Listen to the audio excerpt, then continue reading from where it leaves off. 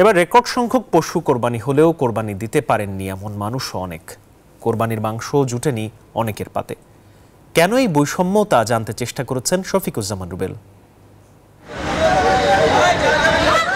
গ্রাম থেকে শহরের সব অলিগলিতে পশু কোরবানির পর দাতারা যখন ব্যস্ত মাংস প্রক্রিয়াজাতকরণে, তখন এক টুকরো মাংসের জন্য এদিক ওদিক ছোটাছুটি হতভাগ্য এসব মানুষের। তাদেরই একজন জমিলা বেগম। বয়সের ভারে কাজ করতে পারেন না, পরিবারও কেউ নেই, তাই হাত পেতে চলে সংসার। কোরবানির পর ধনীর দুয়ারে দুয়ারে ঘুরেও পাননি একটু মাংস।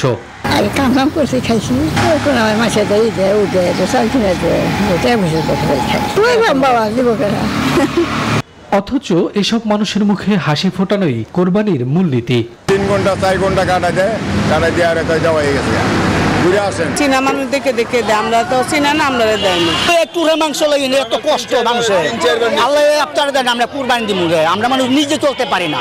তথ্য বলছে প্রতি বছরই বাড়ছে কোরবানি দেয়া মানুষের সংখ্যা। এবছর সারা দেশে 47 লাখ গরুসহ মোট 1,04,08,918টি গবাদি পশু কোরবানি দেওয়া হয়েছে, যা গেল বছরের চেয়ে 3.5 লাখেরও বেশি। ঢাকা বিভাগেই কোরবানি হয়েছে 25,29,182টি পশু। শুধু কোরবানি দেয়া গরু হিসেব করলে মাথাপিছু হিসেবে মাংসের পরিমাণ দাঁড়ায় 4 কেজি। কিন্তু বাস্তবতা বলে কোরবানি দেওয়ার সামর্থ্য হারিয়েছেন অনেকে, আবার অনেকের পাতেও জুটেনি মাংস। আমরা ইসলামের বিধান অনুশাসনকে ফলো না করে আমরা যদি কোরবানির পরিপূর্ণ মাংসটাকে ফ্রিজার্ভ করে রেখে দেই, এটা কিন্তু একেবারে অনুচিত একটা কাজ হবে, অনুত্তম একটি কাজ হবে।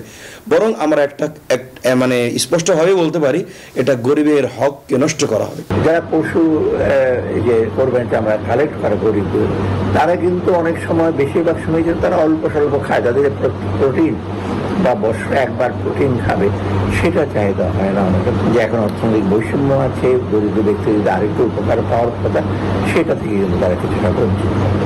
এই দুই বিশেষজ্ঞের মতে বৈষম্যের বেড়াজাল থেকে বেরিয়ে আসতে প্রতিষ্ঠিত করতে হবে শ্রম ও শ্রমিকের মর্যাদা।